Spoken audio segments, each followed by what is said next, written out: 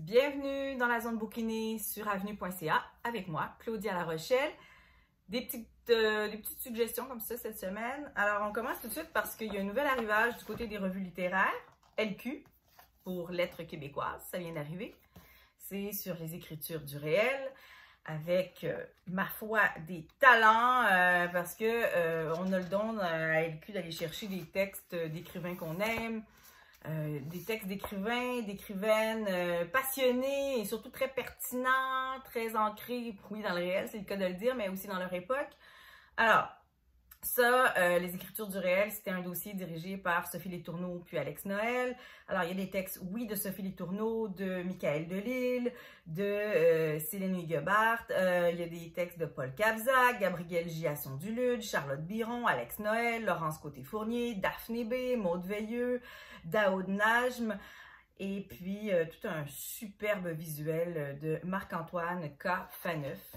Je vous ai déjà parlé de Proie, hein, ce livre. Regardez, c'est celui-là qui fait la 4e de couverture du magazine avec le formidable roman Proie de Andrea Michaud, écrivaine que j'estime, qui est une incroyable prêtresse dans l'art de créer des atmosphères. Alors, en passant, si jamais vous avez l'occasion d'aller vous chercher Proie, vous aurez des frissons en lisant ce livre-là, assurément. Parlant frissons, j'en ai pour votre été. Là, je n'ai pas fini encore, mais je suis en train de dévorer Cardiff, près de la mer, de Joyce Carol Oates, superbe écrivaine américaine qui, écoute, chaque année, c'est la même chose. On la pressent pour remporter le prix Nobel de littérature et elle ne le remporte jamais. Et pour moi, c'est comme une abomination de ne pas lui remettre ce prix-là enfin. C'est une grande écrivaine. Elle aussi, c'est une prêtresse dans l'art de créer des atmosphères, dans l'art de disséquer la psyché des personnages.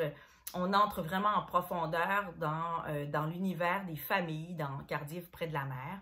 Cardiff, justement, c'est une petite ville dans le Maine. Et c'est là que se déroule la première histoire de ce recueil de 4 nouvelles, 4 longues nouvelles qui se déroulent justement au cœur de familles où il se passe des affaires nébuleuses, des affaires pas cool, des affaires un peu croches, des affaires pas catholiques, des affaires toujours parce qu'elle a le don justement d'ancrer ses histoires dans le réel et de tirer les ficelles du surréel et du fantastique. Donc, il y a souvent, à un moment donné, le fantastique qui entre en ligne de compte. Moi, je ne suis pas une passionnée par la science-fiction ou le fantastique. Par contre, j'aime beaucoup les univers à la Edgar Allan Poe et je trouve qu'il y a une parenté par rapport à Edgar Allan Poe avec Joyce Carol Oates dans le sens de la poésie, dans la qualité de l'écriture aussi et de la description, de la psychologie des personnages au moment où il se passe les choses les plus troublantes pour ces personnages-là, pour ces héros. Et je trouve que dans ce livre-là, il est question de ça. Donc, des nouvelles qui nous plongent au cœur de familles troublées, de familles qui... Bon, dans la première nouvelle, par exemple, il est question d'un enfant qui a été adopté, une femme qui a 30 ans et qui retourne sur les lieux, j'allais dire sur les lieux du crime. C'est un peu ça. On lui apprend qu'elle a un héritage, qu'elle a hérité de sa grand-mère biologique et elle doit retourner elle doit aller donc à Cardiff pour pouvoir rencontrer le notaire, signer les papiers qui lui permettront d'acquérir la maison qu'on lui lègue. Et évidemment, il y a beaucoup de souvenirs qui vont ressurgir. Elle va rencontrer des membres de sa famille biologique et elle partira à la découverte de plusieurs secrets. Et vous allez voir, il y a quelque chose de profondément anxiogène. Mais en même temps, c'est ce que j'aime chez Joyce Carol Oates. C'est des personnages de femmes souvent qui prennent en charge leur vie, qui ont le contrôle de leur destin et qui outrepassent l'angoisse pour aller vers la lumière.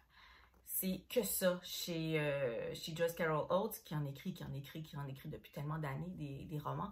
Mais ça, c'est 4 longues nouvelles et on reste troublé longtemps après la lecture de ce livre-là. Et ça, c'est paru chez Philip Ray. Alors voilà pour ce titre-là. J'avais autre chose là, pour vous. Là, c'est vraiment juste pour vous amuser un peu. Là. Le grand livre des plantes de sorcières. Alors, on présente 80 plantes aux vertus magiques. Alors, on dit que le basilic renforce l'amitié, le chardon-marie augmente la vigueur sexuelle. Tiens, toujours intéressant ça, augmenter notre vigueur sexuelle.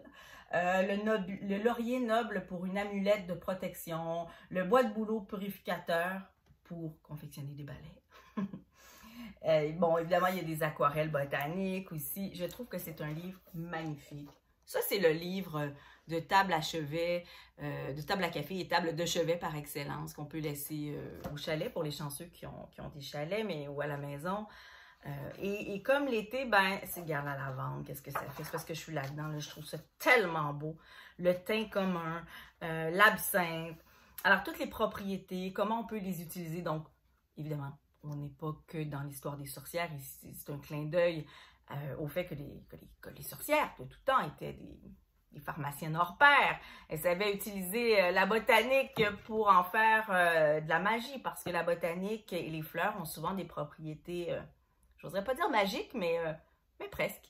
Des propriétés soit bienfaisantes, bénéfiques, bienveillantes pour les humains, mais aussi maléfiques à certains égards. Donc, ce livre-là, le peuplier noir, voyez-vous, le gui, hein? Ben oui, on peut se frencher sous le gui, l'ail, les plantes, comment les récolter, comment les préparer, comment les apprêter aussi, en tisane, en plat, en mets. Alors voilà, moi, je trouvais que c'était un livre savoureux, permettez-moi le jeu de mots. Et un livre surtout qui nous ramène à la terre, qui nous ramène vers le territoire, vers ce qu'on peut faire avec ce qui pousse auprès de nous. Et parfois des plantes, des fleurs qui ont des vertus dont on ne soupçonne rien, dont on ne soupçonne pas les bienfaits ou les méfaits. Alors pour toutes les sorcières et les sorciers qui sont avec nous aujourd'hui, ce livre-là, ben, je le trouvais intéressant. C'est paru chez Larousse il y a quelques temps déjà, mais je suis retombée dessus en allant en librairie et puis je voulais vous en parler. On prend ça avec un petit grain de sel, évidemment, mais pourquoi pas essayer certaines choses? Moi, je me promets d'essayer quelques petites recettes. Alors voilà pour ces 3 titres cette semaine sur avenue.ca. Merci de nous suivre. Merci aussi de lire mes très, très excellents collègues journalistes. Et puis voilà, je vous souhaite de passer une excellente semaine. Profitez du repos de l'été, de la chaleur et des livres qui sortent pour parfaire votre bagage de connaissances, d'amour et de joie de vivre. Au revoir.